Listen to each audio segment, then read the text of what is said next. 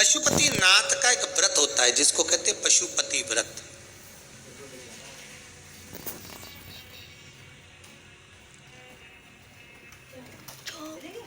आजकल लोगों ने शिव महापुराण की कथा में से देख देख कर खुद की आईडी पर खूब सारे पशुपति व्रत बना बना के डाल दिए कि ऐसा करो वैसा करो, फिर उद्यापन भी ऐसा करो। पहली बात अच्छे से ध्यान में कर लेना कि पशुपति व्रत में कुछ नहीं करना है आपको, ज्यादा ढोंग प्रपंच कुछ नहीं करना। सुबह के समय पर थाली लेकर जाओ, शंकर भगवान का पूजन कर कर अभिषेक पूजन करो, सारा पूजन करने के बाद थाली वापस लेकर आ जाओ। उसी थाली को शाम के समय लेकर जाओ, शाम को फिर थोड़ा सा बाबा को समर्पित करने के लिए कुछ मीठे का प्रसाद जिसके 3 हिस्से हो जाएं, 6 दिए घी के बाबा को समर्पित करने के लिए लेकर जाएं, भगवान को बेलपत्र समर्पित करने के लिए लेकर जाएं, प्रेम से बाबा का स्नान पूजन सब कराकर शाम के समय प्रदोष काल में प्रदोष समय में कर कर प्रसाद जो बना कर ले गए हो उसके 3 हिस्से कर लो, 2 हिस्से मंदिर के अंदर ही रख देना है, 1 हिस्सा अपनी थाली में वापस लेकर आना, 1 दिया लेकर आना, उसको वहां से जलाकर नहीं लाना। 5 दिए मंदिर में जला दीजिए।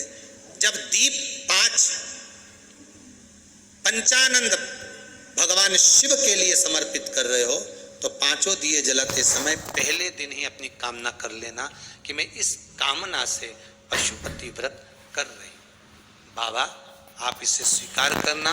पशुपति व्रत जिस मंदिर पे पहला व्रत होता है उसी मंदिर पर 5 व्रत होते हैं, मंदिर नहीं बदला जाता। अगर मायके जाना है तो वापिस आकर करो, पर पशुपति व्रत ये नहीं कि मैं मायके में एक कर लूंगी या वहां जाकर एक कर लूंगी, ऐसा नहीं होता। जैसे संकट सोमवार 16 सोमवार होते हैं ना, संकट सोमवार 16 सोमवार का भी व्रत का ऐसा महत्व रहता है कि जिस घर में करा है उसी घर में करना होता है। ये नहीं कि किराए के मकान में दे रही हूँ तो मैंने किराए का मकान बदल लिया है, अब बदला मकान में पहुंच गई तो एक व्रत वहां कर लूंगी, नहीं नहीं, उद्यापन तक उस मकान में तुम्हें रहना पड़ेगा जिस मकान में तुम रह रहे हो। तो हाँ, तो व्रत का मतलब अब पशुपति व्रत के अंतर्गत शाम को 5 दिए, 1 दिया जलाकर प्रज्वलित करना है आपको। कहाँ? जब प्रसाद लेकर बाबा को निवेदन कर कर अपने घर पर जब आएंगे, आने पर दरवाजे पे प्रवेश करेंगे, मुख्य द्वार में जब प्रवेश करें उसी के राइट भाग में आप बैठकर अपने घर की ओर मुख कर कर बड़े प्रेम से उस दिए को समर्पित कर दें। बाबा से विनती करें कि बाबा ये दीप मैंने केवल आपके लिए जलाया है कि आप इस मेरे मार्ग को सुलभ करें, मेरे घर की जो बांधा है, जो भी मेरे मन की इच्छा है उसको पूर्ण करें। बाबा को निवेदन कर कर प्रसाद लेके घर में प्रवेश कर जाएं। सुबह के समय जब आप फलाहार कर लें, शाम के समय आप भोजन कर लें। भोजन कब करना? जब 1 भाग प्रसाद का लाएंगे, उस प्रसाद में से किसी को नहीं देंगे, वो प्रसाद पहले आपको खाना है, उसके बाद भोजन ग्रहण करना है। नमक दोनों समय खाओ, कोई मना नहीं, फलाहार में भी खा लीजिए, शाम को भी खा लीजिए, कोई चीज की मना नहीं। बस बाबा का स्मरण करो, 5 व्रत पूर्ण हो जाए। छठे व्रत में कुछ भी 108 सामग्री लेकर जाओ, चाहे मूंग लेकर जाओ, चाहे चावल लेकर जाओ, चाहे बेलपत्र लेकर जाओ, चाहे 108 मखाने लेकर जाओ, चाहे तुम्हारी मर्जी पड़े जो लेकर जाओ। 108 पुष्प ले जाओ, श्वेत पुष्प ले जाओ, रक्त पुष्प ले जाओ, जो तुम्हारी मर्जी पड़े, पर 108 लेकर जाइए। शाम के समय पर जब आप पूजन कर लें, पुष्प समर्पित कर दें 108, तब एक श्रीफल 11 रुपए बाबा के चरणों को समर्पित कर दें। बाबा आज मेरा व्रत पूर्ण हुआ है, मेरी मनोकामना पूर्ण करना। मुझे विश्वास है 5 व्रत भी पूरे नहीं होंगे, 2 या 3 व्रत में ही बाबा आपका कार्य कर देगा। और प्रेम से करना, विश्वास रखकर करना, भरोसा रखकर करना, अहंकार नहीं।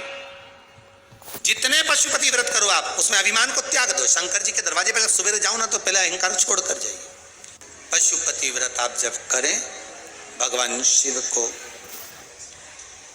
5 व्रत हैं, बीच में कोई बांधा आ भी जाए उसको छोड़ दो, अगला कर लो।